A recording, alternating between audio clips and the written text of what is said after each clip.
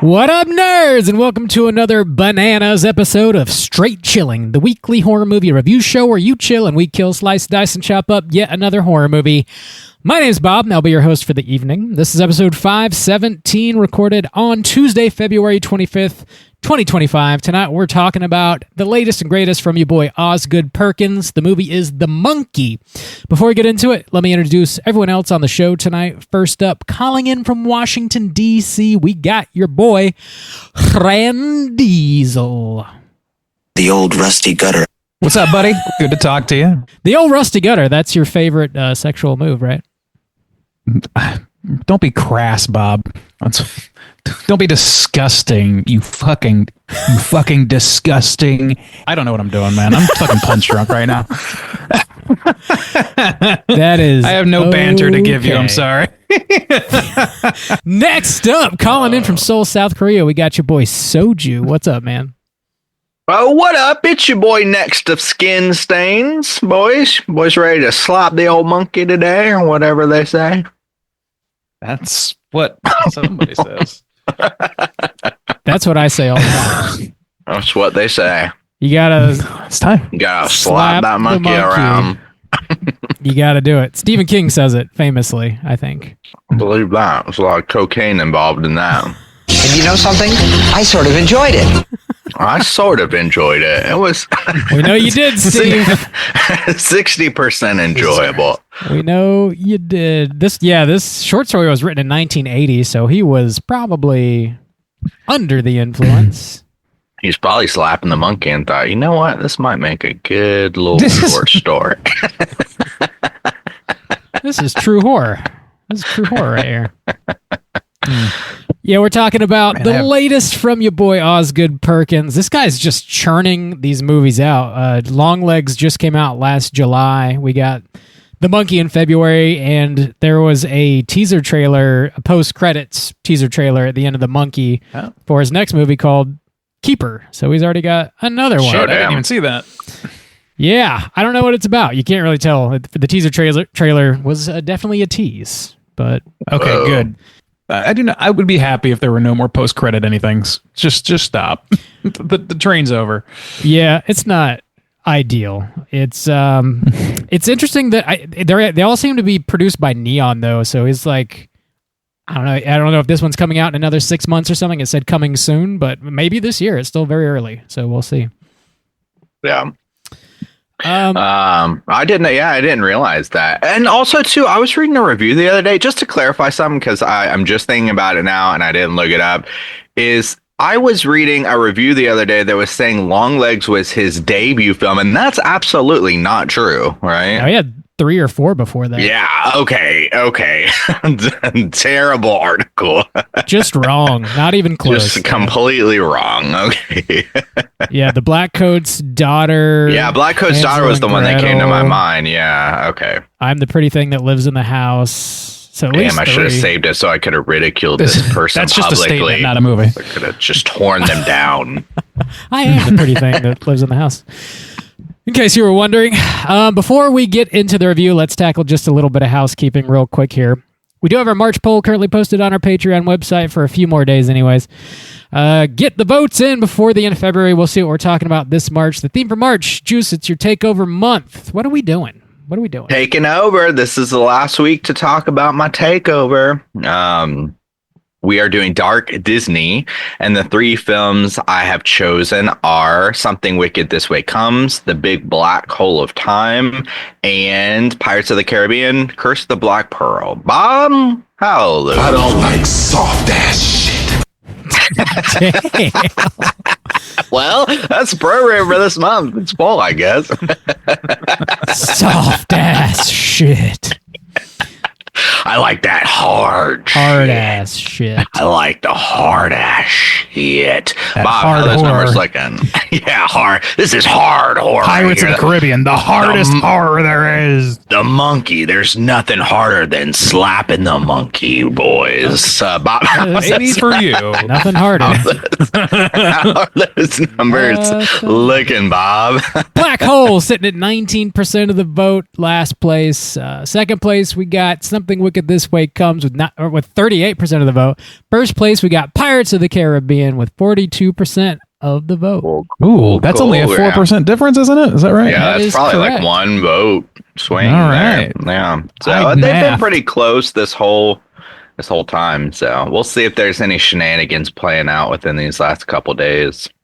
We love your shenanigans. Can't get enough. Mhm. Get those votes in, and we'll see what we're talking about in March. We're dropping mini casts over on Patreon every other Friday as well. We just dropped one last Friday talking about Squid Game Season 2. And Hot damn. this Friday, the 28th, February 28th, your boy Bob's talking about a little movie called Presents. Whoa, Bob. Whoa. What's that about? Like gift cards, that kind of presents? Present. A dude gets presents. A dude gets gets presents. haunted in his own house by all the blues he bought. Yeah. Whoa. Presents. This is a relatively new movie. Came out a few weeks ago. Lucy Liu, haunted house film shot from the point of view of the ghost haunting the house. Something pretty interesting. Steven Soderbergh doing kind of an experimental haunted house movie. So check out my thoughts on that, dropping this Friday, the 28th. Bob, do you think when physical media finally dies, you'll be haunted by your blues? Never. Never! I'll keep it alive. I think he's already haunted by his single-handedly. blues. That's not a posthumous thing. His wallet is. Oh, God. He wakes up in a dead sweat. It's like, oh God, I haven't spent my fucking gift cards yet. They're about to expire. Fuck. Jesus I Christ. seriously doubt that. I doubt they've reached their expiration date. That is all we got going on over at Patreon. Do you guys have anything you need to plug?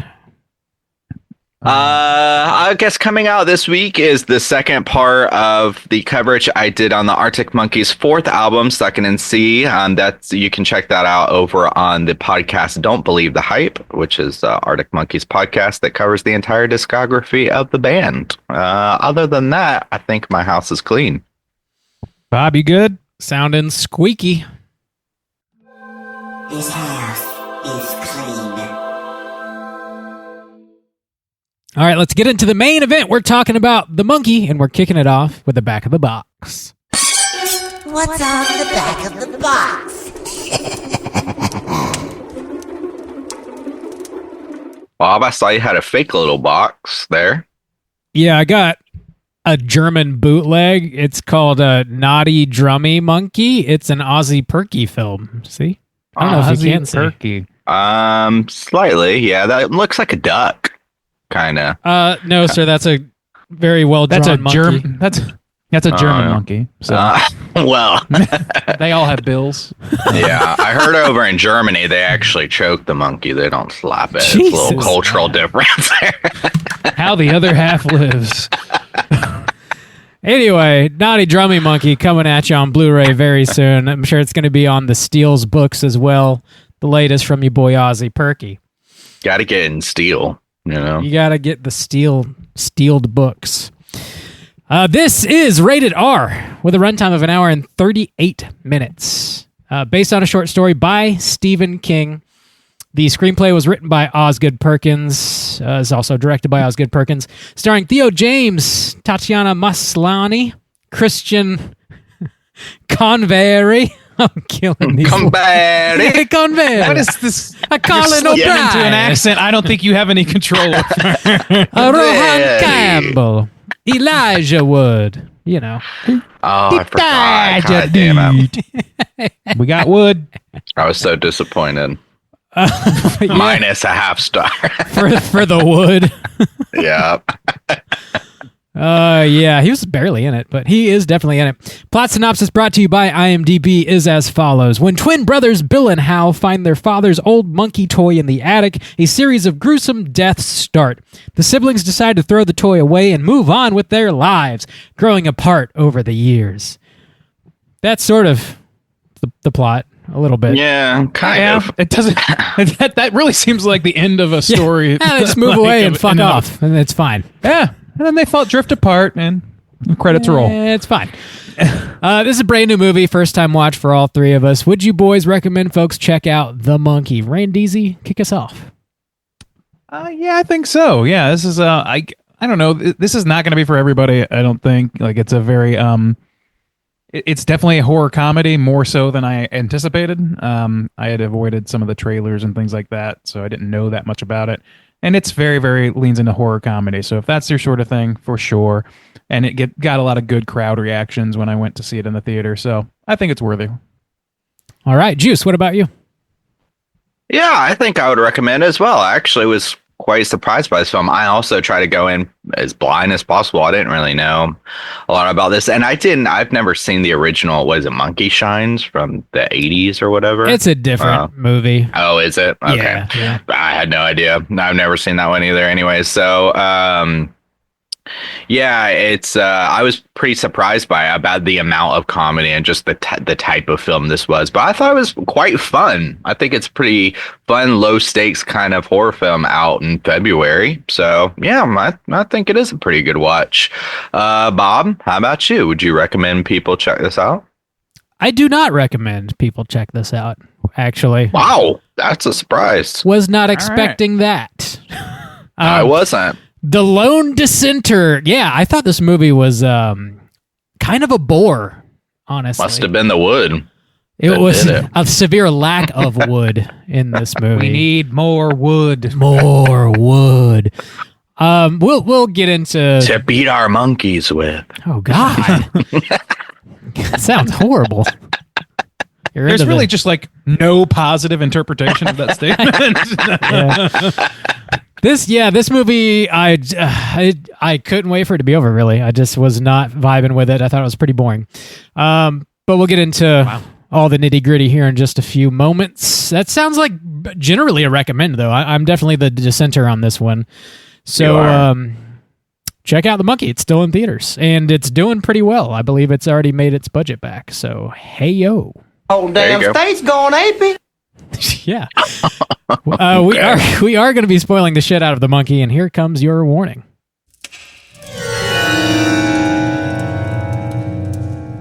Spoiler warning.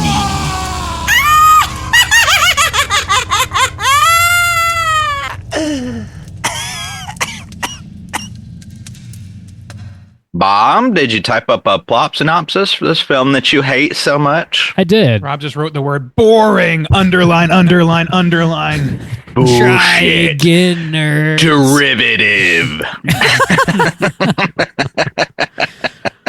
You think this is horror? Fucking poser. Bob, hit us with that plot synopsis. I don't like soft ass shit. Bob's plot synopsis. Only watch real horror, you bitch. This is a hard horror. I want to Meat and potatoes. see this monkey ripping people apart. They should have beat the monkey more. Should have rammed a drumstick up someone's pee hole, bitch. Oh, God damn. Bob. All right. In 1999, we see a pilot by the name of Petey Shelburne trying to return a cursed toy drumming monkey to a pawn shop. The owner says no, and when the monkey plays his drum, the shop owner is killed in a very bizarre accident. Petey then disappears, leaving his wife Lois to raise their two sons, Hal and Bill. The boys find the monkey in a closet and wind it up. Their babysitter is then beheaded at a hibachi restaurant. Bill's relentless bullying of his brother causes Hal to turn the key yet again, hoping that Bill would die, but instead their mother suffers an aneurysm and dies. Hal chops up the monkey before they move to Maine to live with their aunt and uncle, but the monkey reappears in one piece in their new home. Bill turns the key again, which results in their uncle being trampled while on a hunting trip. The boys then steal the monkey in its box and throw it down a well. We jump forward 25 years, and Hal is now an adult, estranged from his brother Bill, as well as from his son Petey, who he only gets to see once a year. Hal's ex-wife and her new husband have a plan to adopt Petey and cut Hal out of his life entirely after this one final trip with his son. The monkey manages to escape the well and causes Aunt Ida to die. At the subsequent estate sale, a boy named Ricky buys the monkey and gets rather attached to it. Bill calls Hal and tells him to go to Aunt Ida's house and look for the monkey. At that point, a woman staying at the same motel as Hal jumps into the pool and is electrocuted and explodes. While at Aunt Ida's home, Hal witnesses the real estate agent get killed with a shotgun. Then he discovers that Bill has hired Ricky to get the monkey, and Bill now has the monkey. Bill long suspected their mother's death was caused by Hal using the monkey, and he has waited years for it to resurface so he could take his revenge instead of just killing his brother outright for some reason. He also deduces whoever turns the key is immune from dying. Bill wants Petey to turn the key and attempt to kill his own father, as Bill's repeated attempts have proven fruitless. Ricky dressed up as a cop and forces Petey to enter Bill's house and search for the monkey.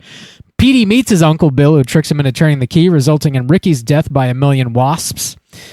Bill tries to force the monkey to drum without using a key, causing the monkey to drum wildly and kill several people all over town.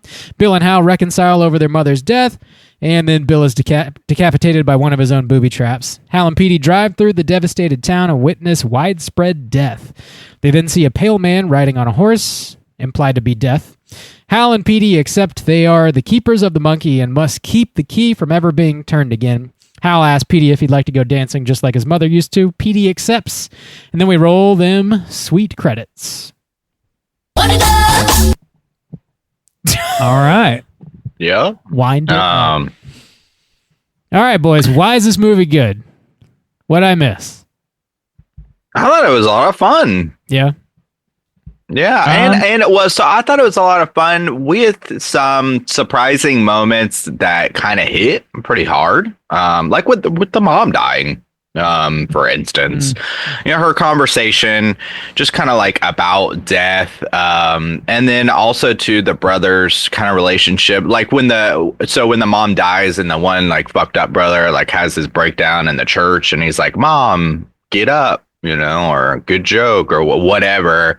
He has this like realization of death. Like that moment hit pretty hard as well. And then I thought that the gore was pretty fun. It was, you know, that kind of exercise or just like a fun exercise in creating as much like wild deaths as you could. So, you know, trampling and all your guts are inside the sleeping bag and that crazy shotgun falling down and the jumping in the pool and exploding. I don't know. It was just pretty fun and entertaining with splashes of like meaningful moments.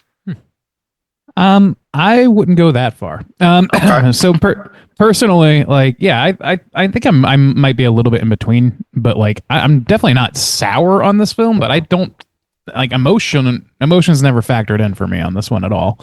Like I like the most I agree that the mother was the most like interesting character, though. Like that relationship was at least something, and it gave us something to kind of pivot on for a little bit. Other than that, I didn't see a whole lot of like emotional resonance or anything like that. In fact, most of the characters, almost every character in this movie, feels like what's her name? Aunt whatever from Sleepaway Camp escaped from this movie and then went into a totally different movie. And everybody in this movie acts on that like insane tier of bizarre, like chewing the scenery shit. And I kind of like that. Like I think it's like just kind of silly, frivolous fun. I did like all the really creative kills. I didn't particularly like the gore effects so much. Not universally anyway. There were a couple of kills that were like a little bit like too bombastic for me to like even find very interesting. Like the bees was like a weird one. That was probably the worst one. But other than that, like I did like the lady just exploding for no reason. I found a lot of humor in it. And I think that it was like tonally, it was a nice sort of like send up, it felt like, of a certain kind of B movie that I can't really like put my finger on exactly. So I liked that about it. I liked all the cameos. Elijah Wood made me laugh pretty good. You know, I enjoyed it, but ultimately, like I think it was pretty aimless. You know what I mean? Like the ending was kind of a thud, and I didn't really get a whole lot out of like the father-son relationship so much. So a lot of the character motivations seemed a little like confusing to me in the moment. Yeah, I don't know. It was all right. Like I think that I'm kind of like middle of the pack here. Yeah. This movie started out so strongly. I feel the same way about Long Legs, where like the best moment in the whole movie is the opening sequence, and then it can never reach those heights again. when he takes that monkey out into the alleyway and like, you know, uses a fucking flamethrower and you see it's like plastic melting off and its bones and stuff. And like that whole like cold open I thought was just fantastic. And I was like, hell yeah, I'm down for this. It's going to be a bit of a roller coaster ride. And I generally enjoyed the first act when they're children and, you know, their babysitter dies and the mom dies. That was shocking. But whenever we jump forward into adulthood, I feel like the movie just totally lost steam. Like I just felt myself very bored with the characters and their interactions.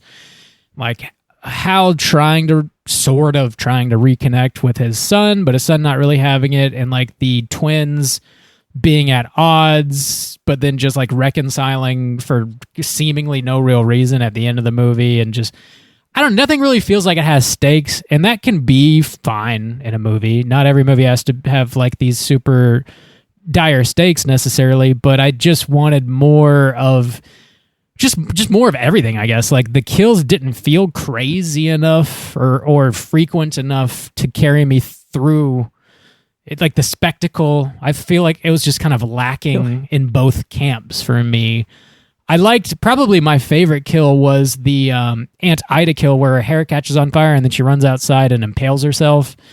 That was really memorable. But a lot of after getting a bunch of fish hooks in her face. Yeah, the fish hooks. Yeah, that was like a multifaceted death. And that one actually reminded me a bit, in this movie kind of in general, reminded me a bit of the Final Destination movies, where there's just this entity that's gonna kill you like for freak accidents, seemingly no reason. And freak accidents. And it's the thing that like really drove that idea home in my head is at the very end of the movie where you just see Death cruising through the streets on a horse, and I was like, oh, so it's just Death, which is another thing that like I like didn't really like in this movie. I mean, it doesn't. Nothing really seems to matter much in this movie, but in Long Legs, you're like, I wonder if it really is the devil, and then you just see the devil, and you're like, okay, well, it is the devil. So like he kind of just.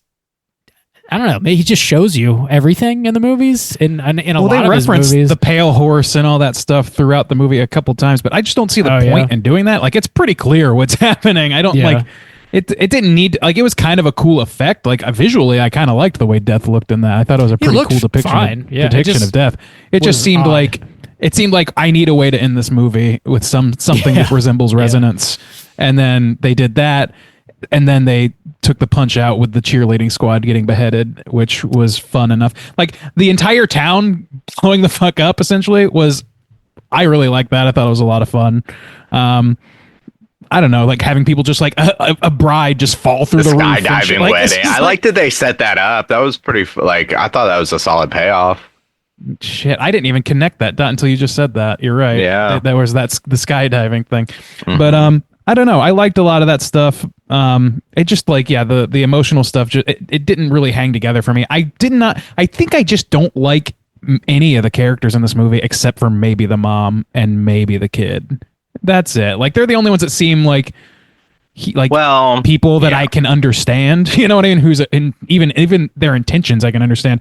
Even fucking Hal, like, I don't know, man. Like it seems like he's dead set, not just on like protecting his kid or whatever, but it seems like he's like intentionally obtuse about shit. He's like, it's like he leans into being victimized, and it really was frustrating to watch, and not in like he's eventually going to get his comeuppance, or he's eventually going to like, turn this around and he's going to like, become a more fulfilled person. That never really happens. The most that happens is his shithead brother like realizes the error of trying to get revenge on his brother for doing something that ultimately he couldn't control either, trying to implement something that he couldn't control either. And he's just like, well, whatever. And then they even take the piss out of that moment. So like the emotional stakes just didn't really pay off for me, but the comedy, the silliness, and just general tone of it was like, it was very bombastic and kind of over the top. And that got enough enjoyment out of me. I would rewatch it. But I'm not going to go back to this for like It's certainly not for anything subtle. This is the least subtle movie I might have ever seen in my life. Genuinely. Yeah, there's definitely nothing like hidden here. I probably don't really want to rewatch it either. But I did think that I think so. I agree with Bob. I like the open, and then I like the first 30 minutes where they're kids. And I think the problem with moving to the next part of that is, one, they're like separated, so they're kind of like kooky characters and they're polar opposites, but when they're isolated, it's not as interesting. It's the fact that they need to kind of like play off each other. And in the first part, the mom is kind of what grounds it. Like they have their own interaction going on, and then that gives it some emotional like resonance, or just like a grounded character to kind of like fit in with that, for them to bounce off like their kookiness. Grounded, but still kind of bombastic in her own way. Like she is, yeah. Yeah. But I also thought it was a weird choice. I mean, I guess it worked out, but during it, I was like, why are they doing this? Like, it didn't necessarily bother me, but it was curious about, it was set in like 1999, but it felt very retro. Like they had like flapper music or something. I don't know. There was just like some aesthetic choices in the music and the like aesthetic that made it in the 90s feel much There was the older. swing revival. Yeah. So I don't know what was up with that. I kind of liked that though. Like I noticed that too. Like it's the thing is like it does this weird thing where like the kids are like 90s kids, or at least the brother is. He wears his fucking fire shirt and his I think Jinkos. it's a and, Jinko, yeah. and he's like calling his brother dumb shit and all this stuff. Like all that's very 90s feeling. But then their dad looks like he's like directly out of like the 1940s. You know what I mean? Like he looks like Pan Airways sort of pilot or some shit. And like I don't know. I think that like it's an intentional. I think that's intentionally to evoke like the tone that I'm talking about, like the kind of send up of these older movies. It's just like it's doing a serviceable job but noticeable job of trying to be divorced from time and space without and totally doing that, which I can get behind. Like I kind of get it. Like because I feel like the intention of this movie is to take elements from like all kinds of B movies and silliness and just make it amp it up as high as possible. That means that every aesthetic has to be amped up as high as possible. You want this to be evocative of a 1940s pilot, then dad's going to look like fucking Howard Hughes. Like it's going to be like the tip top of everything. And even like Oz Perkins' like on-screen role as fucking basically Elvis Presley, like with his fucking big ass sideburns. Yeah. That's in the 90s too, with his fucking like Jim Jones glasses and shit. Like it's a choice. Like, and I think I really like that choice about it. That's one of the things that I would put on a positive end for me. There are some solid choices. From what I understand with the short story, which I tried to listen to, I found the whole collection of short stories called Night Shift is on Spotify, and Matthew Broderick reads the monkey short story, and I listened to a portion of it, and the tone is very serious. I didn't get to finish the whole thing. But I think making a movie like this does sort of lean into the like choosing to lean into the comedy is really a smart decision, because it's such a goofy concept in general. It might work in a novel, but I think making this monkey actually terrifying in real life when it just can't move on its own would be extremely difficult. I think it was a good idea to lean into the comedy, and I think the design of the monkey is fucking rad. I think it looks great, the way the drumsticks spin and everything, and the sound, the like music that plays when he starts drumming is great. Haven't you ever seen a monkey before? I have. There's also like some funny. The movie looks great. I think it's shot extremely well. All of his movies tend to look absolutely gorgeous, and I think some of the editing is actually funnier than some of the jokes themselves in this movie. Like the way people die. The editor is a joker. We like crash cut to the funeral or whatever. There's certain little jump cuts like that I think that work really well. I can't believe we haven't talked about the funeral yet, because I guess Juice, you kind of brought it up in an emotional sense. That scene didn't really get me. I get what they were going for, but it didn't hit me emotionally. What hit me in that scene and like throughout this movie, it was like the fucking priest was the funniest part of this movie to me. I forgot about the priest. What the fuck was that? I know, that was a weird I have choice. no idea what was going on with that priest and why everybody seemed okay with it. That's why, like, that's what this movie, like, that I think that I can key in on as, like, one of my favorite things about this movie is all of the tertiary characters. I talked about how all the characters are really amped up. That's especially true the further out you go to the fringe characters. The aunt, the uncle, the gang of bully middle school girls. Like all these fucking people, like, are just like so over the top and I don't know, it's the same actor, isn't it, who plays the priest and also Hal's boss, isn't it? At the convenience store? No, it's not. No, the priest? I thought so. He seemed young. I guess the priest did, like a younger. The priest actor. seemed, well, they were both young. Like, I can't recall his boss. the guy who was vaping in the back room. No, that wasn't the same guy. I don't think that's the same person. Okay, at all. I got him confused then. But like, in any case, they both are kind of like have like a stoner sort of demeanor about them, and so I thought they were kind of the same character. They kind of behaved. The priest similarly definitely seems bizarre. like he's high and like forgot that he was supposed to do a funeral that day. Or he's like, well, he's like stoned and not really a priest. He's like a con man who's like got called in when he wasn't expecting fuck, to. Yeah, doesn't he say like, "Oh fuck" or something? He's like, fuck. Like, that's how he opens the funeral. And I don't know, man. That shit really, really got me. Just like all these tertiary characters are the best. It's kind of that. It's not on the same in the same way, but it's kind of that Coen Brothers thing where it's like all the characters are kind of weirdly fleshed out in a very specific and bizarre way. Yeah, actually, that might be the most kind of authentic 90s feeling thing about this is all those weird quirky characters. I think that does kind of give it this flair of it's like late 90s kind of film stuff going on. But yeah, that did work too, especially because they all get like some kind of crazy death a lot of times too, like the aunt and the crazy uncle and the real estate lady. Holy shit. I kind of wish that the gang, I kind of forgot about the gang of girls. I kind of wish that they had some big slaughter. That would have been fun too, about the bullies. But yeah, I don't know. It just, I guess I never really took this movie too seriously. And so it was, I don't know, and knowing nothing about it, I found myself kind of laughing or chuckling really more than I thought. I guess I found myself more entertained than what I thought I was going to get out of a kind of serious movie.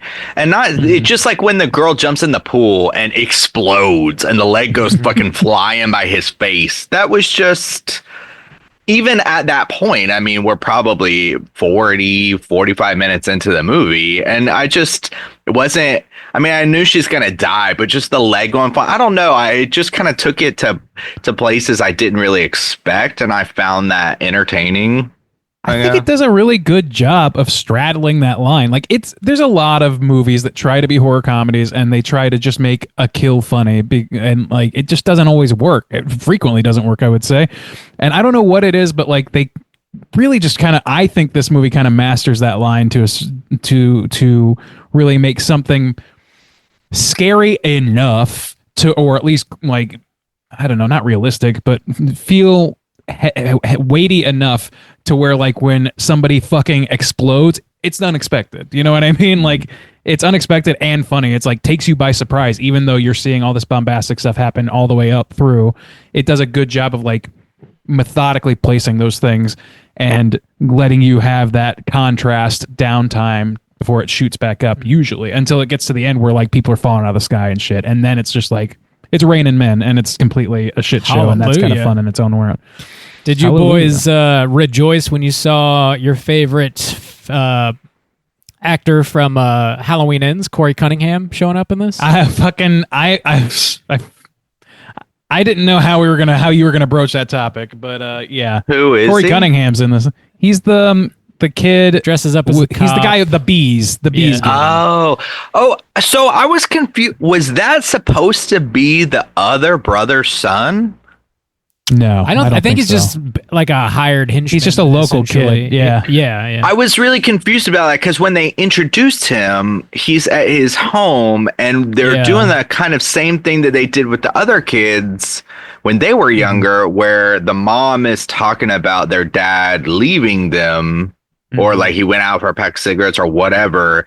And so through the whole introduction of that character, my assumption was they were talking about the other dad abandoning them. No, I didn't. And so, okay, I was very confused. I can see why you would get that. there because like it eventually becomes clear that he was hired to find the monkey. He found the monkey and he handed it off to Bill, and Bill was like, "Fuck off now." Yeah, but then he was like, pissed off. "Can I have it back? It reminds me of my dad." And I thought, well, maybe he just hasn't seen the guy's face, so he doesn't realize that that's his dad, and he's talking to his own son.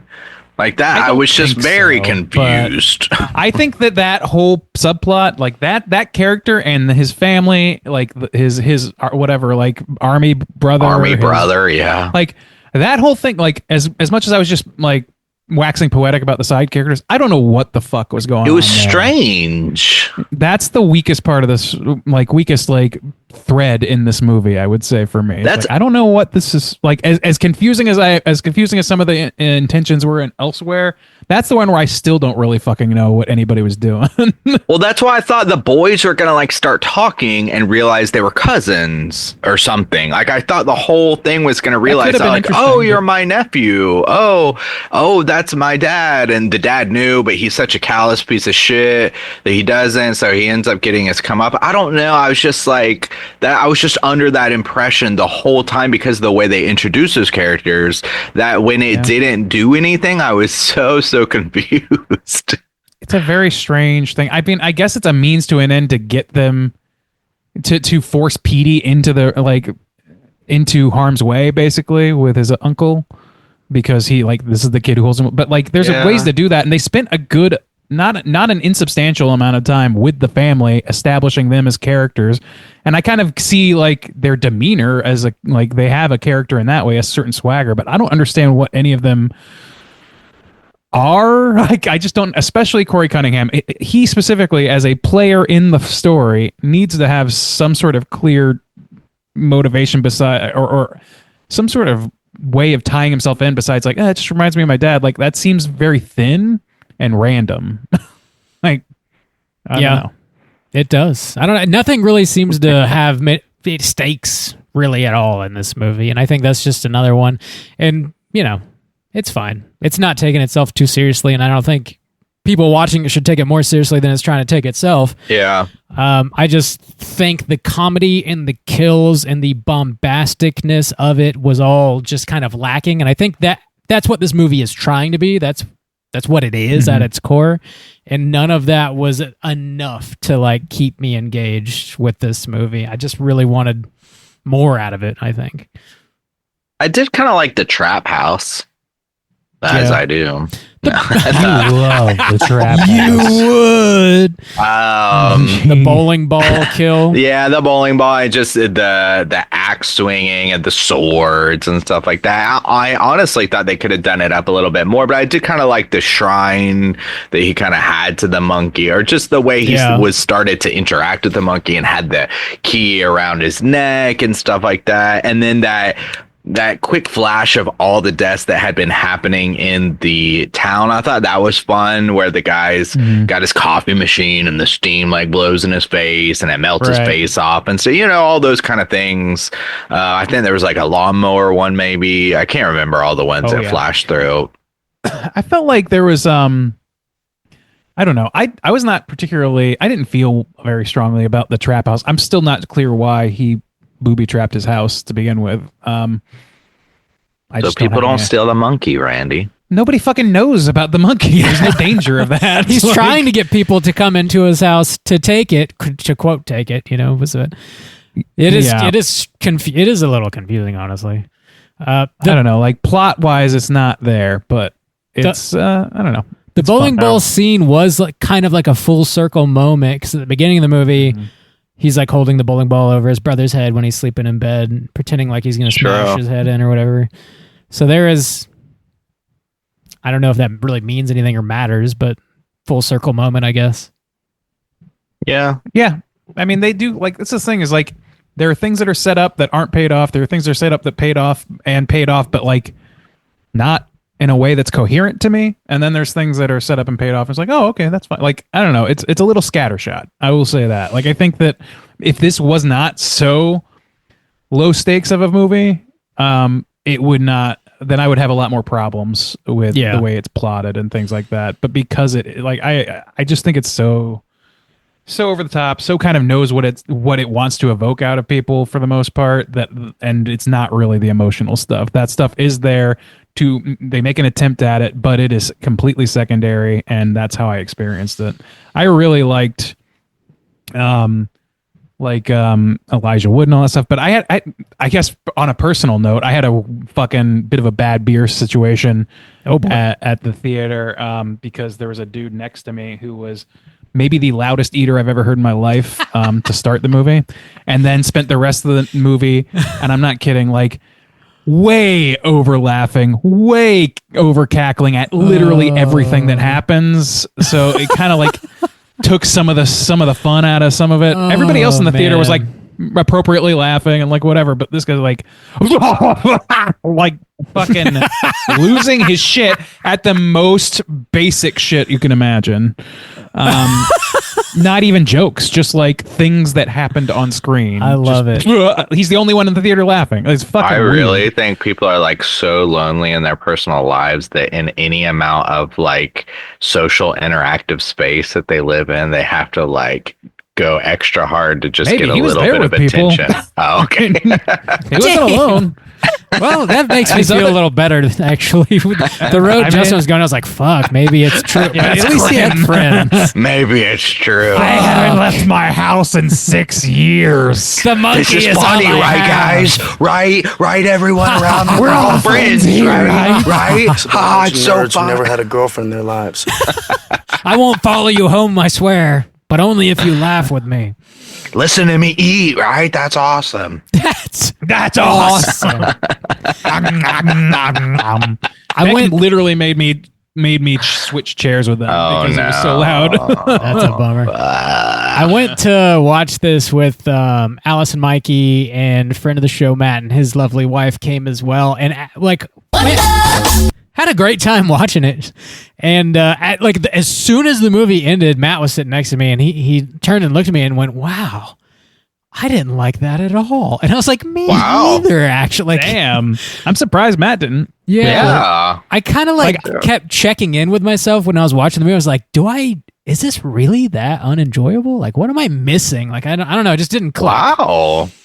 That's really I don't know. What time of day strange. did you see it? Let me ask you that, just out of curiosity. It was 7:15 or something like that on a Friday. Okay, so Friday it was not evening. like I could imagine myself not being as into it, depending on what time of day. Like it a is, 10 o'clock what my showing or frame of something. mind is. Yeah, like an early showing or something. I might Yeah. not be as apt to go for it, but Hmm.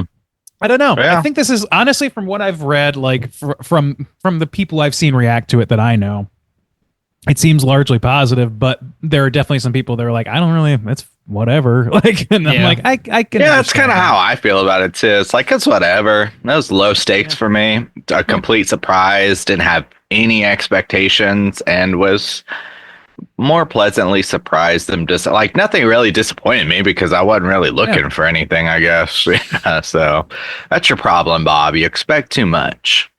Didn't really expect much because we covered Long Legs, and like at this point I just don't really think I'm an Osgood Perkins fan. I think He's got some problems. Yeah, my favorite movie of his is that Hansel and Gretel and Hansel. I still haven't I seen never it. saw it. Yeah, Yeah, I'd It's like to. solid. It's like when's a good time to watch that, Bob? Where do you think it fits in the calendar?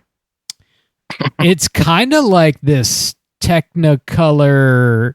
Spring. It's pretty spooky though. It might be a decent Halloween time watch, like early fall, maybe. Maybe as soon Okay. as fall kicks Yeah, off, I could put it see on. that. Because it takes the fairy tale like deadly seriously, and it doesn't have these like quirky tonal shifts. And I think the witch is kind of sick, and just I think that's done really well, honestly. Oh, So check that one out if you haven't seen it. Yeah. So it seems like, yeah, maybe Osgood is like kind of scattershot for folks, but I would say that like based on like all of this, I didn't really care that much for Blackcoat's Daughter. Other people did. People are in many ways split on Longlegs. Even now, I go back and forth about how much I like it or liked it. It just seems like maybe he's kind of, I don't know, he's got a style that can keep me involved and engaged and entertained to a certain degree, but the end result is kind of dependent on what my mood is at the moment, maybe, or I don't know. It just doesn't. It seems a little scattershot. But I like the way. I think you're right, Bob. Like the way his movies look, and the way they're edited are so capable and so like beautiful to look at, like. Really like tightly edited, all those things that really makes a big difference even in a movie where the plot isn't necessarily getting me anywhere. You know what I mean? Like, or I don't know, there's things to praise about this director and I would like to see more out of him, but yeah, I think he's still ultimately like kind of topping the heap of more recent horror-centric directors, and I think a lot of that also has to do with the fact that he hasn't done any adaptations yet, as far as I know. So, well, I guess Hansel and Gretel. Yeah, is the fairy tale, and this is a short story, but he always makes like a couple really strange choices that always kind of like leave you scratching your head. Like, why did you do that? You know, like there's a big one I can't say in the Blackcoat's Daughter, but then a lot of people were like, "That's a really weird choice," or "That's strange." That's a strange thing. Why did he do that? Yeah, and he always seems to do that, and it always is like it never really pays off. I guess I don't know, or it's just like it's entirely like. It doesn't unnecessary. Feel like it's got as much cohesion as it is novel. Like that's the thing. Is like I think you're right. Like there is always something that's like strange decision, and I want there to be a really compelling reason for it, but I can't find what it is. That seems to be an ongoing thread because I felt that way about Blackcoat's Daughter. I felt that way a little bit in this movie. I definitely felt that way in Longlegs to a certain point. And he's like his bluntness, Rob, you identified that, and like some of the shit, like this is not the movie that he needs to be subtle in, so I'm not bothered so much by it. Yeah. But like in Longlegs, a little lack of subtlety there as well.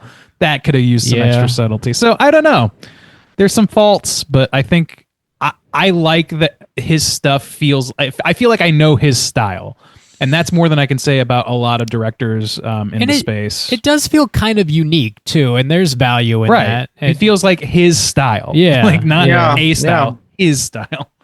Yeah, definitely. So I mean, I might not love his stuff, but I'm glad that he's, cranking movies out and people are enjoying them because like, Longlegs was, it did incredibly well. This is, like I said, this has already made its budget back, I believe. It was like a $10 to $11 million budget. The opening weekend already earned $20 million. So yeah, it's good. It's good to go. I don't know. This feels accessible. Yet, sorry. Yeah, totally. Yeah, I mean, it feels like this is one of those movies too. I could see, like teenagers watch it. Oh, there's this new horror movie, and at the end they're like going to watch maybe one of their first kind of horror movies in the theaters, and like really getting a kick out of it, like a younger audience, because it has that feeling of a low stakes B movie that you just don't really kind of get anymore for theater. People are so precious about what kind of movies they can make and making their money back, and like what gets released in the theaters and stuff like that. This feels like one of those movies that was very prevalent in the 80s and 90s and then doesn't really kind of exist anymore, and that's kind of got its own charm to it too. I totally agree. Like this is the thing is like movies that are not based on IP, like we've had this discussion, fucking God knows a lot of does have the name though to it, gotta make that Stephen King. This is an adaptation and it has I know that guy like, but it's not Stephen King, but it's not like a sequel or a reboot, or it's not like a big tentpole thing. It is very clearly like focused on his version of the story. It's not an spin-off. It's a director driven adaptation as opposed to an adaptation that they hired a hot director to helm and had some showrunner or whatever like pulling the strings on that and making the punches pull a certain way. So I don't know. I approve. Like, there's just not a lot of what feel like original movies that come out because they're all adaptations, whatever, and you're always comparing it to some other thing from before. I don't get that as I frequently with Osgood as I do with others. Like I can see other things that he's getting influenced by. I know he's getting influenced by like B movies and by Stephen King stuff or whatever. And Longlegs, very clear references there or stock there, but it still feels transformative, and that's what's like transformative and not in pursuit of the biggest payday. It feels like it is an honest attempt to make something cool, and I appreciate that. Yeah, he's out there doing his thing, and good on him. I'll watch the next one. I'll keep watching them for sure. They at least look incredible all the time. Let's go and rate this thing out of 5. Randeezy, why don't you kick us off? How do you feel about The Monkey? Yeah, I mean, I kind of laid it all out already. I'm a little medium on this movie, but I ultimately like see it as frivolous fun. I enjoyed the ideas of the kills, even if I didn't love some of the gore effects, and I really liked a lot of the fringe side characters and how ridiculous they were. The editing and the color and all those things, like the shooting in this movie, it's all very, very good. And it just sort of doesn't have a whole lot to scratch beneath the surface, which always goes a long way for me if there is. But as much as they attempted to give it a little emotional resonance, I didn't really feel it. And I definitely felt like there was some confusion on my end about what some characters were attempting to do, what their motivations were. So it lost some punch and stuff, and also a little slight bad beer scenario, which I already went over. So I think I'm going to give it a 3.25 for me. 3.25 from Randeezy. Juice, what about you? Yeah, I was feeling Randy on that. I felt about the same way, where I was like pleasantly surprised. I thought it was pretty good, entertained. Not a lot of like negative moments. There wasn't anything that kind of killed my vibe. There were some things I thought like, that's weird or whatever, but it didn't like ever ruin anything for me. It didn't feel like a big bump in the road. And I generally just kind of liked the kills, thought that they were fun and interesting and entertaining. But there was one big moment that I groaned, and I was kind of disappointed in the overall choices. I guess. And yeah, that's going to cost you a half star. So I'm going to take a half star off for the wood, of course, playing a creeper again, it's his eyes. He's got weird eyes. Like his a doll's eyes. They're unsettling. They're not okay. He's too good at playing. Okay. He's too good at playing some weird creeper character all the time. It's just like his go-to. He's so natural at playing a weird person that he is. So I'm going to give a negative half star. So we're going to give it a 2.75 for The Monkey. Damn. 2 3/4. If it wasn't for the wood factor, you would have been on my level. That's a shame. No, would have been, yeah. It really was a moment where I went, oh, what the fuck? Man, that sucks! Yeah. Bob, out of 5. He's not okay. I think he's probably okay. I think it's fine.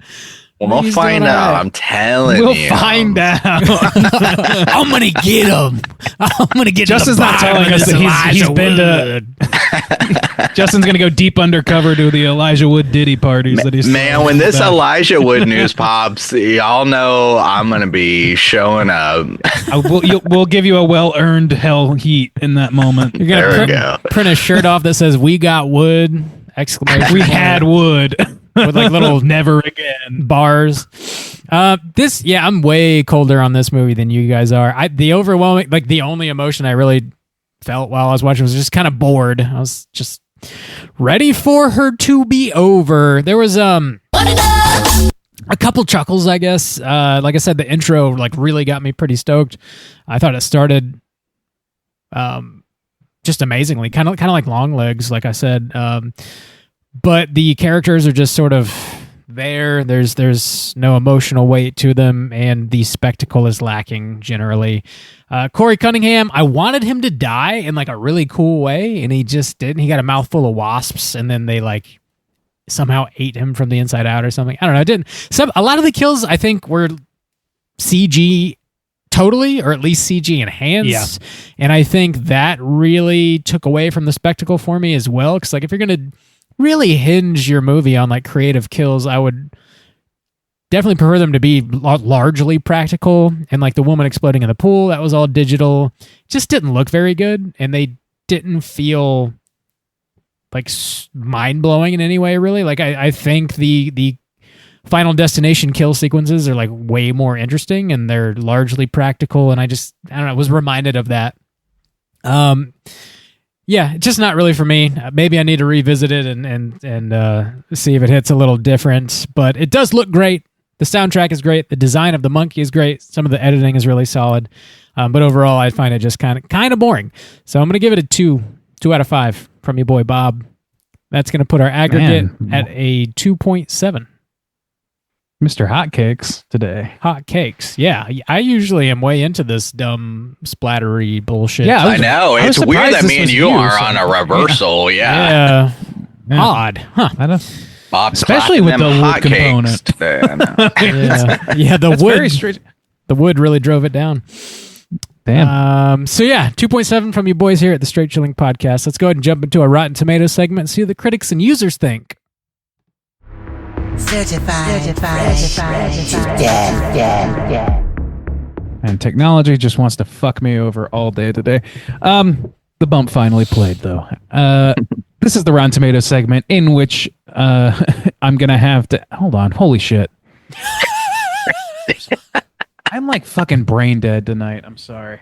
Yes, this is the Rotten Tomatoes segment in which I'm going to have these gentlemen guess within the best of their abilities what the aggregate positive score is on RottenTomatoes.com for The Monkey.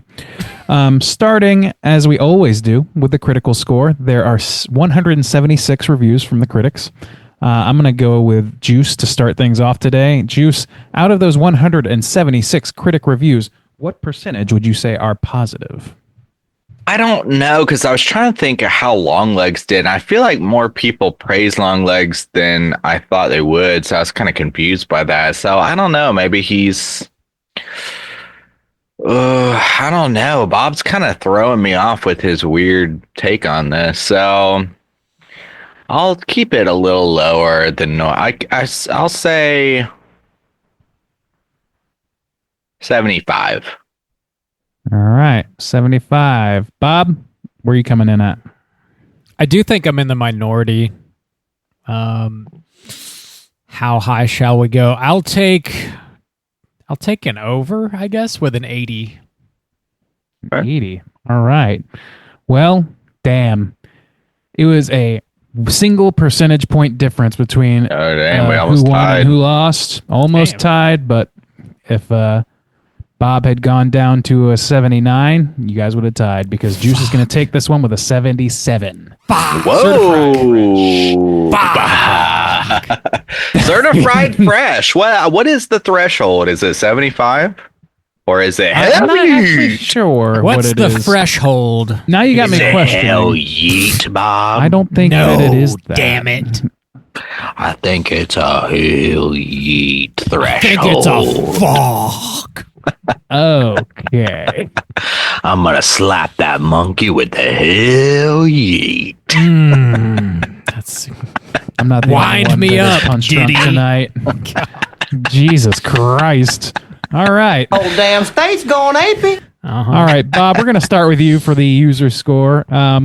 There are 500 plus verified users rating this bad boy. So where do you think they're placing this film? use me, Randy. Use and abuse me. There's some weird juju in this fucking thing tonight. I Jesus blame Christ. Justin largely for doing You that. always yes, do, we Bob. You usually always do. blame me for all your problems. It's your usually fault I'm aptly this so. way. You've done this all to these me. blues, that's your fault, It's you. Juice. You pushed me to it. Why would you do that to me? Oh my god. Where are the users? I feel like people are pretty positive on this, so I'll take the boys, Project 86, please. Whoa. Ooh, a Project 86, I see. All right, Soju, where are you coming in at? Well, speaking of Bob's Blues, I see on that far left corner over there, he's starting to have to stack them horizontally. Now I see. Because there's 2 rows. Yes. So he's got the verticals full, and now he's putting in front where he's stacking them horizontally. Keep your eyes to yourself. Fancy flapjack. And it's consistent on that whole side. It's like, it's not just happening in one spot. It's like there's 1, 2, 3. Those are my VHS tapes. They take up a little more room, okay? Uh-huh. Okay. Oh, yeah. Why did you do this to me? So I will go with I don't know. I think the audience will be a little bit more split on this. So you took The Boys, Project 86. I did, yeah. I'm gonna take the 69 Dudes. So we'll go comedy numbers pitted against each other. Yeah, boys versus dudes. A couple comedy numbers in play. My God, here we go. Well, one of you is clearly closer than the other on this one. You guys have a nice wide split here. Ooh, nice wide split. I bet it's the dudes. The dudes. Jesus Christ. But we are just scooping up this low-hanging fruit tonight. Jesus Christ. Bananas. The correct response. The correct percentage. The correct percentage is 61% putting juice in the right here. He's Hell, you sweet. It's a fuck. Why did you do this to me? Now I gotta buy more movies.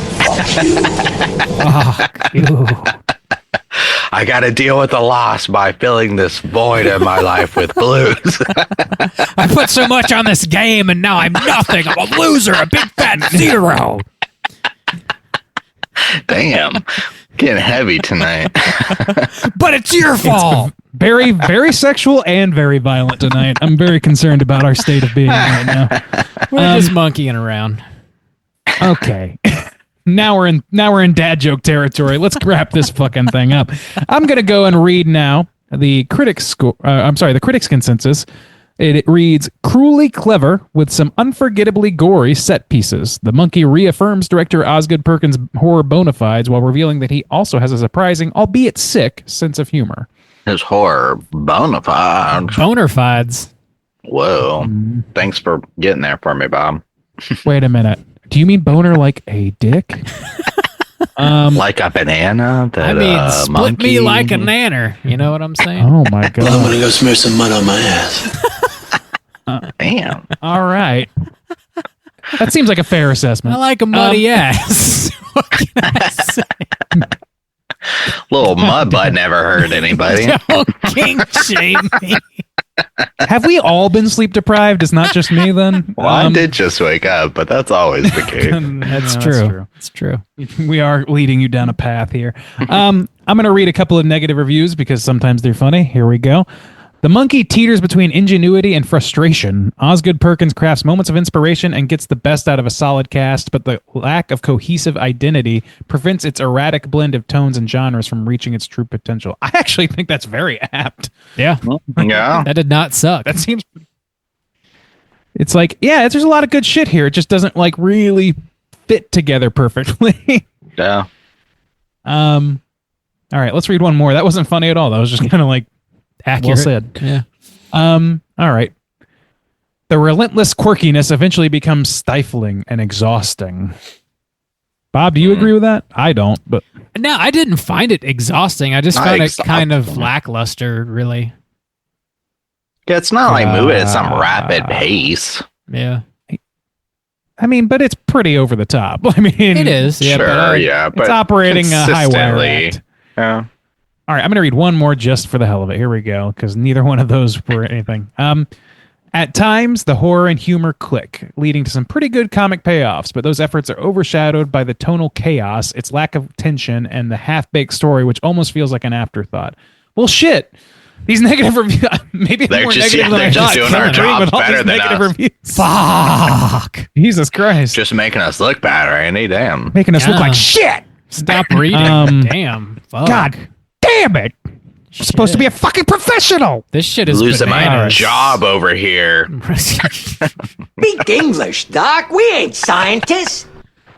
All right, that's it for Rotten Tomatoes. Fuck it. These guys are better at this than we are. Fuck it. Bob, you got any trivia for I got us today? trivia. Let's do it. It's totally time for trivia.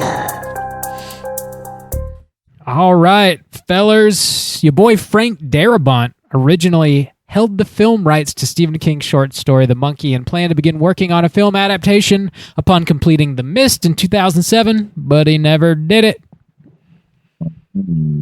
That would have been a significantly different fucking movie. I think we can all agree on that. Yeah, this movie would have ended with the monkey just murdering the twin boys in the most horrific way possible. It would have been such a different tonal type of movie. I don't would have know. been more honest to the short story, it sounds like. Yeah, probably. From what you've told me about that. Yeah. It seems like playing this more straight, though, is not, I don't know, it's not the way I want it to go. I mean, it's a toy monkey. I know, that's the thing. It's like it's really difficult to make something objectively silly seem scary. Like it's hard to sell that. I mean, we've gotten to the point where clowns are more recognized for being scary than funny at this point, so it's easier to sell for something like that.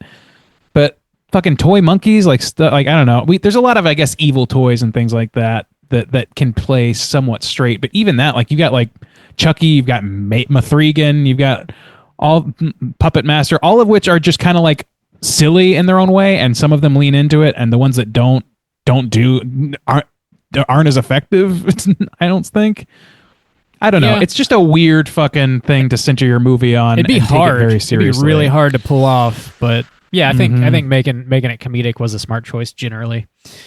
The 1980 short story, which is about a cursed monkey toy that causes people to die in horrific accidents when it plays its cymbals, which is a drum in the movie, was originally published in the adult magazine Gallery magazine in 1985. Stephen King compiled 22 short stories, including the monkey, into his book, The Skeleton Crew. Adult magazine? Gallery magazine? I've never heard of. I don't know what that is, but... There's a billion literary magazines. I'm sure it's just one that us illiterates don't know about. We can't read. This is just a big old quote from your boy Ozzy Perky. He said, "I took liberties like a motherfucker." They, over at Atomic Monster, had a very serious script, very serious. I felt it was too serious, and I told them, this doesn't work for me. The thing with this toy monkey is that the people around it all die in insane ways, so I thought, well, I'm an expert on that. Both my parents died in insane, headline-making ways. I spent a lot of my life recovering from tragedy, feeling quite bad. It all seemed inherently unfair. You personalize the grief. Why is this happening to me? But I'm older now, and you realize this shit happens to everyone. Everyone dies, sometimes in their sleep, sometimes in truly insane ways like I experienced. But everyone dies, and I thought maybe the best way to approach that insane notion is with a smile. Damn. I didn't know that about his family. Like, neither did I. And so that, like, the childhood moment seemed to maybe hit a little harder, maybe knowing that. I already felt it. You guys didn't, but the mom, I mean, when they're like under the tree and she has that moment where she basically says exactly that to her sons, that did resonate the most in the movie. That's the most resonance I got too. And so it makes sense that came from a bit of life experience. Yeah, an honest place. Yeah. Damn. So, I wonder what happened. That's horrible though. Like, I didn't like.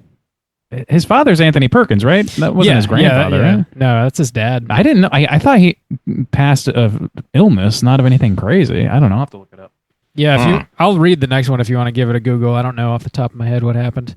Okay. In late January, Neon attempted to air a trailer for the film on 4 major television networks, and all 4 rejected the studio, citing the film's excessive violence. Neon then released screenshots of the email discussions with the networks, although identifying information was all redacted. I saw those floating around, and they were, it's a decent ad campaign, I think. These people won't play your trailer because it's too fucked up, so you use that. It's all right. Damn. Oh, this is grim, actually. Oh, yeah. Sorry, I'm looking at Perkins's death. I'm just going to rattle this off since we're in trivia. Yeah, go for it. During the filming of Psycho 4: The Beginning, Perkins was undergoing treatment for facial palsy. He was tested for HIV after an article in the National Enquirer, a tabloid newspaper, said he was HIV positive.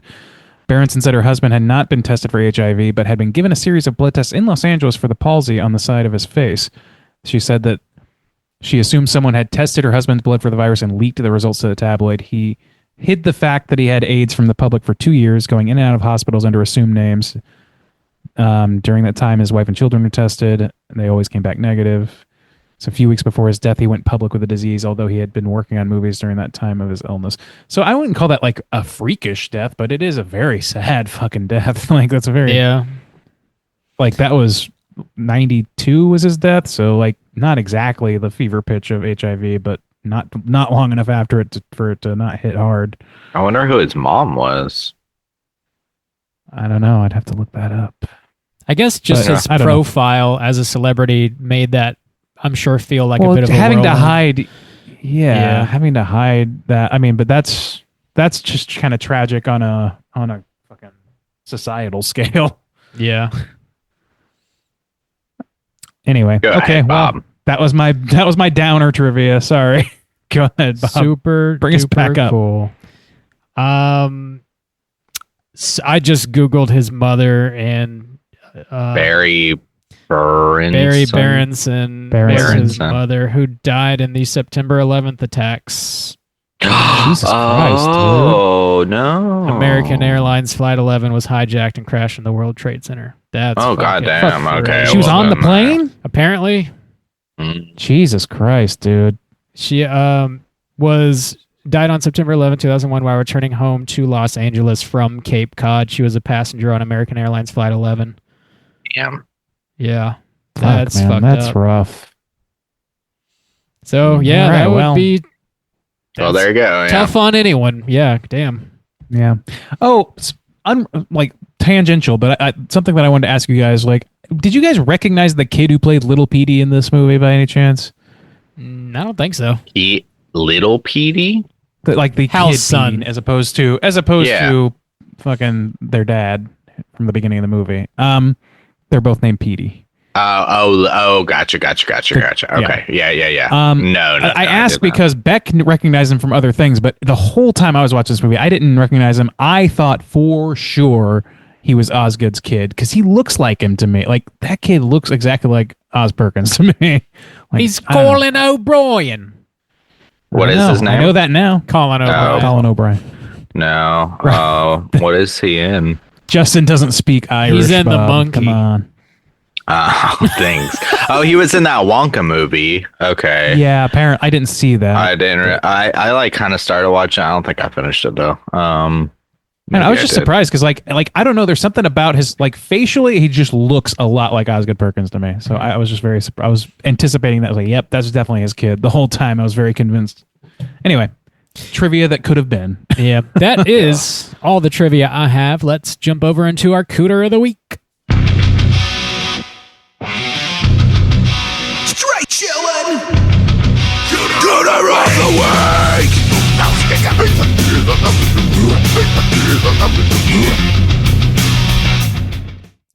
Juice, what is a Cooter and why do we hunt them?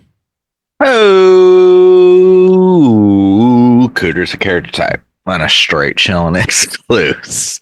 Cooter has to hit 3 of these 5 points to be considered a Cooter, but we want the Cooter with the most points. The 5 points of Cooterdom are sexual deviance, manipulation, smug arrogance, overall looking attire, and overall patheticness. Boys, I think our boy, what's his name, William, is going to be a Cooter this week. He is manipulative. Oh, For sure. yeah. He is arrogant. Yeah. Pathetic as shit by the end. He is pathetic. He is. When he re-sews up that his childhood suit and has like Looking that attire. shit made me laugh pretty good. Yeah, looking attire. And is he a sexual deviance? He doesn't really do anything deviant, does he? Sexually, as far as I can remember, no. I don't think so. Yeah, I don't think so. No. That's still pretty strong, though. Yeah, 4. Yeah, 4 out of 5. and they're like pretty That's a good firm. one. Firm in those 4. I kind of feel like there's a lot of Cooters, or at least Cooter adjacent people in this movie, like on the sides and the fringe. Like just the way people act in this is so fucking asinine and strange. Like Maybe the uncle. What was the uncle's name? Oh, fucking the guy plays Chip. Osgood played him. Uncle Chip, yeah. Uncle Chip. So Like, looking yeah, we're attire. swingers, so Yeah. Well, sexual deviancy. I guess he's not on screen that's a whole not lot. deviant, though. You know, We all do it. I mean, that's We're all a swingers. consenting adult situation. That is Hell yeah. fine. Yeah. I swing with Bob and Alice all the time. Oh, God. Mostly Bob, though. Fuck out of here. All right, guy.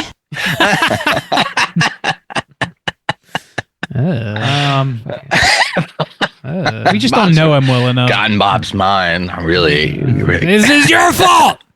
You did this. God. I'm gonna have to beat that monkey. God Damn. because of you. Oh God. Oh, Bob, please don't start. I'm sorry, Randy. You were saying the younger kid that was played by Corey. His name is Ricky.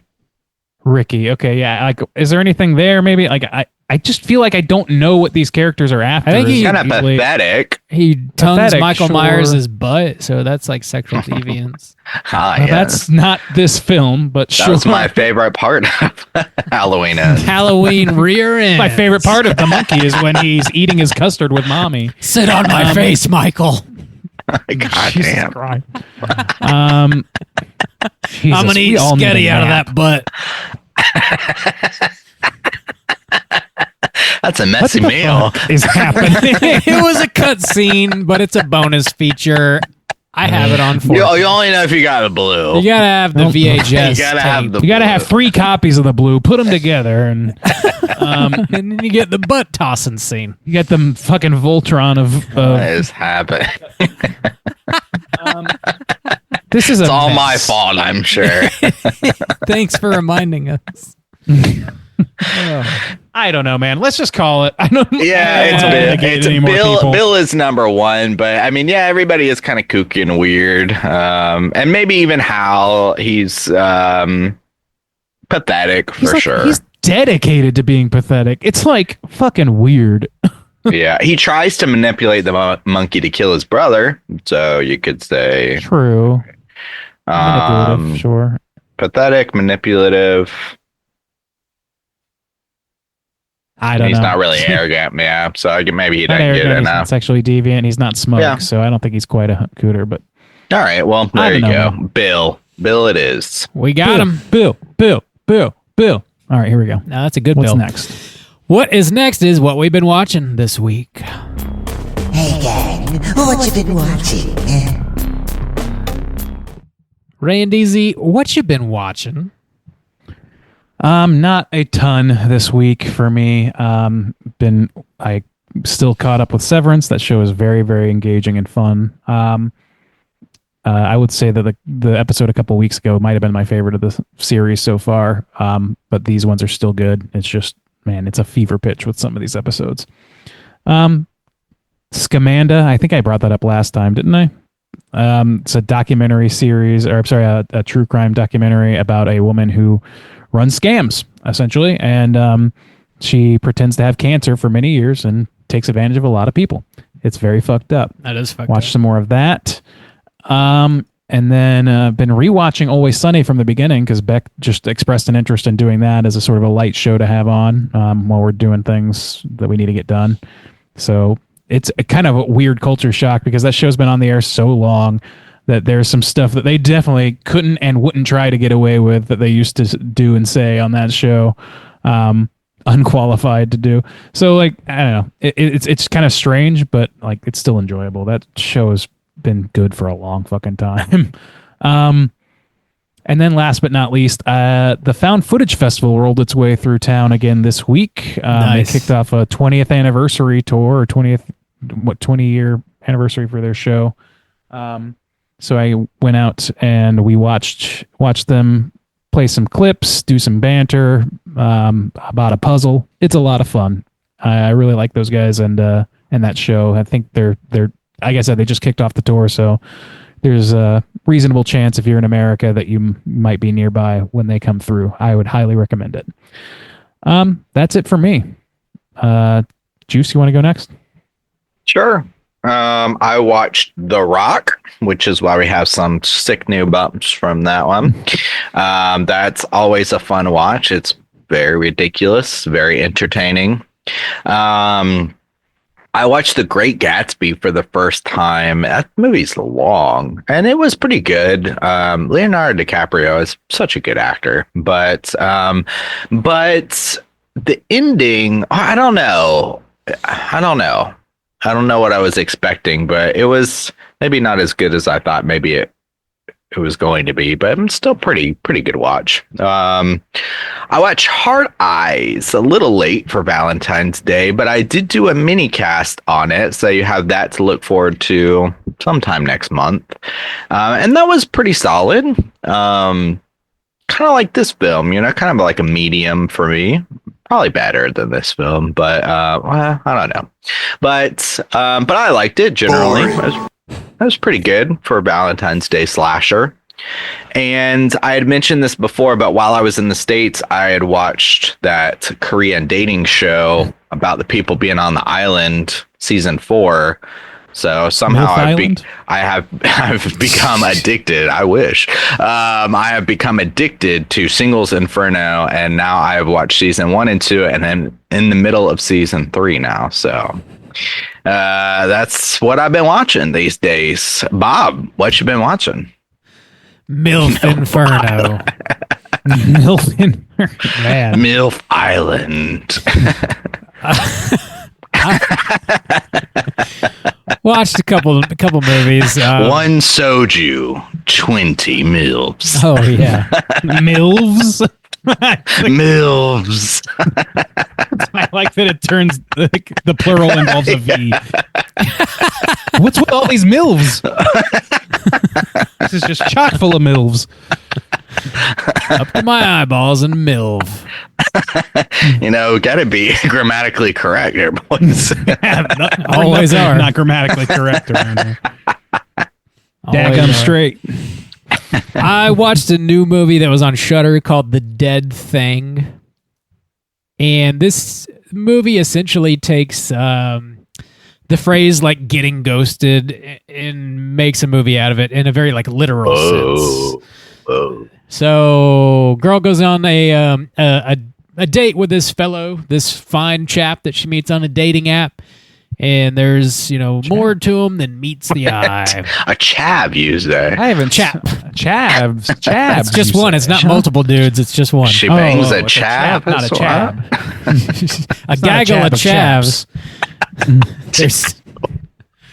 You date one, you date them all, and it's a problem. And she finds out. The Dead Thing. Check it out on Shudder. It was okay. It was all right. I also watched the new Captain America movie in the theater. And didn't particularly care for it. It was, again, kind of boring. Harrison Ford is the Red Hulk. Don't need it. Really don't need it. Sam as the new Captain America, I think, does a great job, but it feels kind of like he gets sort of sidelined in his own movie. The setup, I would say, like the first 20 or 30 minutes is really interesting, and then they take this character Isaiah, who I like really wanted to see a lot more from, and he's just gone the rest of the movie. You just like never see him again, which totally sucks. So yeah, not a great Marvel movie. Like I didn't hate it. I've seen worse Marvel movies, but it was pretty lackluster, generally speaking. Dude, I had no idea there's a new Spider-Man movie coming out this year. I'm so out of touch with Marvel I think so. As much as I like followed it along, I think I've totally checked out now. I could be wrong about that, but sorry, Bob, go ahead. I didn't know that. The tide tide has turned. I honestly think that horror is going to be Marvel-fied in some way because it's the only thing still reliably making money. These horror movies. It's true. It does it. It's very reliable. Oh no, it's next year. My bad. Oh, okay. I got you. I saw a couple live shows. We went to watch Alton Brown live in the theater. Yeah, he's doing a live tour. Apparently, he's done several, and this is his last one. I didn't know that he did it at all. I knew he did a few. Called The Last Bite, and I didn't really know what to expect. I'd never watched Good Eats. I'm not like super familiar with Alton Brown. Like I know who he is, but I never like watched his programming or anything. And he came through town on Valentine's Day, and Alice was really into it. So we saw him at the Florida Theater, and it was a production. Like, there was way more going on than I had expected. He had, like, a huge screen behind him that made it look like he was in different rooms. and he had like this giant this thing that apparently his grandfather had designed, which was supposed to churn out something like 80 hot dogs every minute or something, and never built it, but he built it. And it's like this huge assembly line. It was like broken up into 5 pieces, and they like had it on it. They brought it on a tractor trailer. Like, that's how involved it was. And then he got people from the audience to come up and like see how many hot dogs they can make in 2 minutes. And then he like reviewed them, and it was all very funny. It's largely a comedy based show, but if you're familiar with his programming, it's all about cooking, but from the viewpoint of like science. So you do like learn some stuff. He's kind of like a Bill Nye, but like all about food. So it's entertaining. You learn a couple things, and it was fun. It was really cool, and would recommend it if he's near you. Also went to a concert on Sunday. Your boy Jeff Rosenstock was in town, which was super cool. Got to see him. And he had a couple openers that I was unfamiliar with that were both also fabulous. Really? A band... I was interested in Bad Operation. I do know them vaguely. Not very, very well. But Soul Glow was good too? Yes, they were both great. Bad Operation is a ska band out of New Orleans. I was unfamiliar. They killed it. Juror was also there, and he just like would come out and play random songs, both with Bad Operation and Jeff Rosenstock.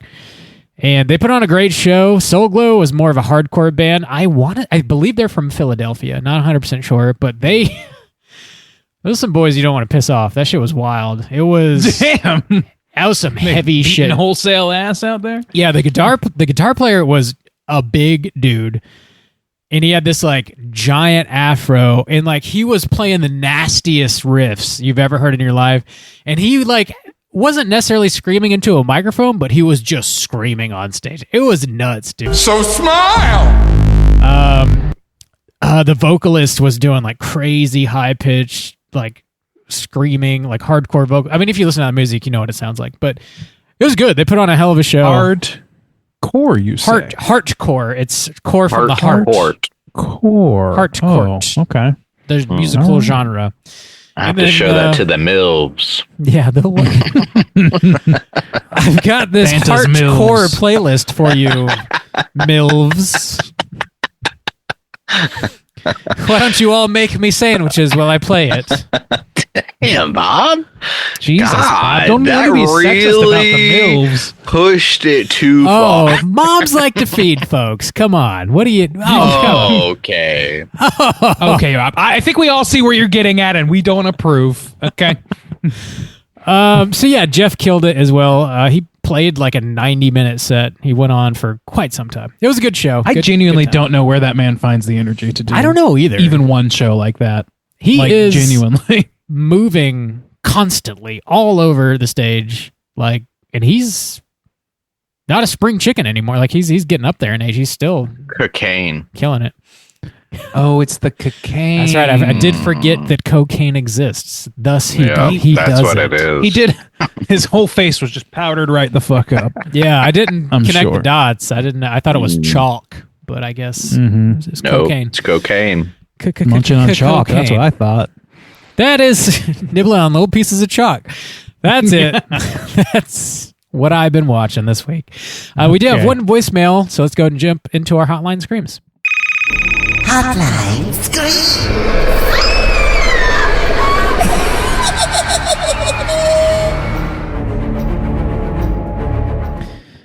If you guys are listening and would like to call and leave a voicemail, you can do so at 904-638-3231. We got one voicemail. We're going to hear from our friend Nicole. Let's hear what she's got to say. Hey guys, Nicole from Light and Shadow here. I am going to try to answer both of your prompts and not get cut off, so here we go. First of all, favorite theater experience. I lived in East Texas in a tiny town called Center for a few years when I was a kid, and we had one of those old-fashioned town squares, which was pretty cute, and there was a historic theater called the Rio. It was a one-screen, neon sign, classic marquee, and I have so many great memories of going to movies there when I was a kid, but specifically I remember Jurassic Park and Forrest Gump at that theater.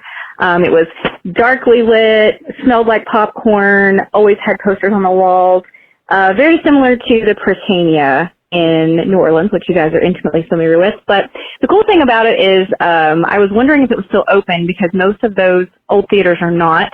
So sort of randomly, I just checked to see if it was still open, and it is still open. And from what I could find, they don't have any like official social media pages, and I don't think you can buy tickets online. Like you still have to call a number to get show times, and you have to physically buy a ticket at the theater. And I find that to be so charming.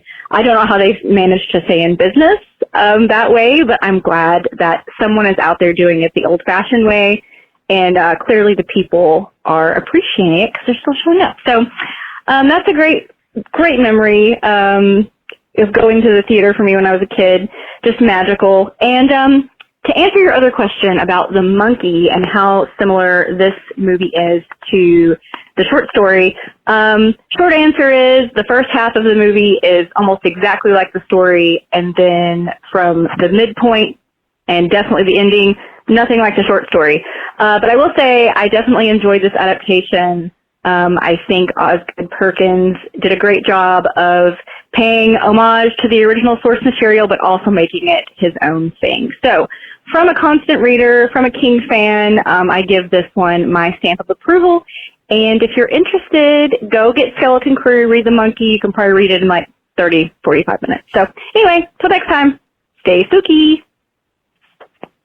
In your face, Bob. Not my face. In your face. Don't get in my face with it.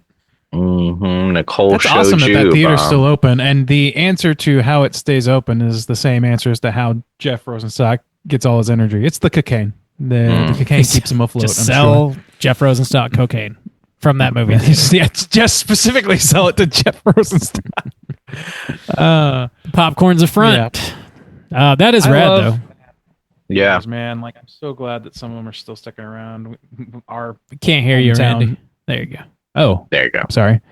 I'm just glad that these some of these theaters are still sticking around. There's just so much danger to those kinds of businesses in terms of getting shut down for one reason or the other, losing business, having other business interests swoop in, as we experienced in Jacksonville. It's nice that when those sort of things can survive, it's a nice community point. So hang on to that shit, Center, Texas. Don't let it go. I will say it took Matthew Broderick about 90 minutes to read the short story aloud, so he's a bit of a slow reader. Sorry. A little about dense. Oh. Apparently so. Mr. Godzilla himself, Matthew Broderick. Broderick needs to speed it up a little bit. They call me Magic Broderick. The man is magic. Daddy? Yes, you can, Magic. Thanks for calling, Nicole, and knocking out 2 prompts in one voicemail, like the professional you are. We appreciate it. Boys, do you have prompts you want to throw out for next week's show? Ooh, good question. Next week is Frankenstein's Army, is it not? Yeah, we're talking about another You Pick the Flick. This was chosen by Robert. The movie is Frankenstein's Army from 2013, not to be confused with Army of Frankenstein, that I believe was also released in 2013. Don't get them mixed up. Really? Wait. Say that one more time, please. Watch Frankenstein's Army. Do not watch Army of Frankenstein. Oh. Okay. It is a found footage movie set in World War II. So if that's not the movie you're seeing, you're watching the wrong movie. Okay. Yeah. I think I'm on the same I'm going to watch page there. Bordello of Blood. Yeah. Well, based on the movie I think we're watching next week, which I think I have seen before, I was going to ask if you could make some kind of like cyber alterations to your body, or not even cyber, but like add some blades to your arms or some, or I don't know. If you could make some sweet alterations to your body, what would you want? What's like the one thing that you wish you could like add to yourself? If you could laser beam eyes, part cyborg or whatever, like jump crazy blade high. hands, or what do you got for me? Permanent jetpack sounds like a good option. Permanent jetpack. Yeah. I don't know. I'd want to make up for some not deficiencies. flying, like for like big jumps. Like you could like propel Boba Fett yourself. style. Yeah, you can't like fly around, but you can like you could travel quicker. He's really into Star Wars. I'm really fascinated by the lines you're drawing around this very can't fly. theoretical idea. You cannot fly. Right? You gotta be practical about it, okay? You can't just fly around wherever you want. I'm practically flying. You can have like springs on your heels, and that'll launch you, and then you get a little boost from your jetpacky, and then like that's awesome. I kind of want some X-ray eye. You to, would. like, see I want to do. I just want to have like the Matrix input where I could just input skills and knowledge. That's a good addition. Yeah, I wouldn't have to study Korean anymore. That'd be real nice. You could just download that shit. You just fucking know it. Of course, then you have to debug yourself, and that could be a problem. But that could be a problem. We've seen how that turns out. Yeah, a lot of Elon's monkeys are dying behind this kind of thinking. So probably not. Damn. Yeah. Alterations to your body. What do you want? Call in. What do you want to change about Prince Albert. yourself? No question. Prince. That's the one. That's the mod I need. That is Done and done. so attainable. Let me tell you. We'll get you a little straight chilling like logo on the ball there that you can have it on your wiener. A little represent. Yeah. Anybody? Okay, sure. Anybody? Yeah. All right. I'll check in with the MILFs. See what they think about it. Hey, MILFs. Very pro Prince Albert, those MILFs. MILFs, Bob. If you got them in a can, you might want to let them out. Oh shit. Just saying. Yes. My God, this is the most fucked up. Like, there's so no rudder on this ship anymore. Bro. We're fucked up. We're so fucked up. Oh, bro, that's so funny. Fucking dark, bro. There's nobody as twisted as us on the net, bro. Oh, bro. Nobody. They're not as fucked as us, bro. Control yourself! Nobody's doing it like straight chilling, bro. Hey, man, you ever been to steakandcheese.com? I doubt it. High five. Oh, my God. What a pull. Oh, shit.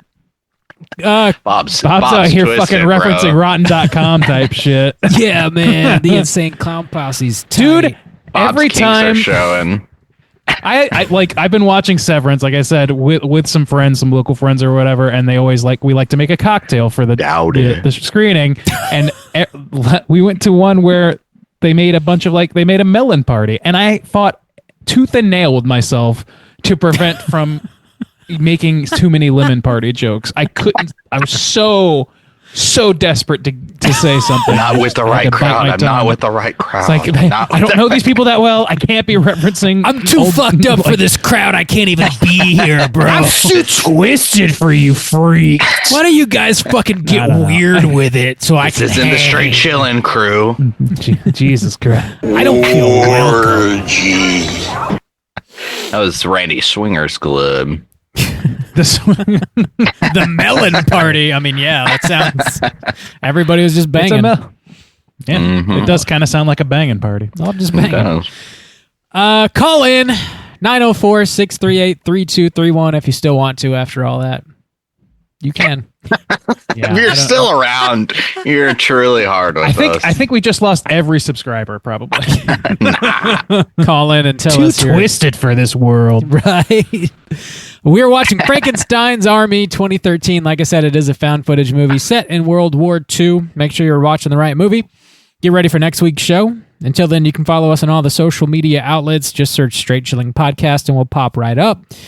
And until next week, as always, all you mother truckers, please keep chilling. Well, I'm gonna go smear some mud on my ass.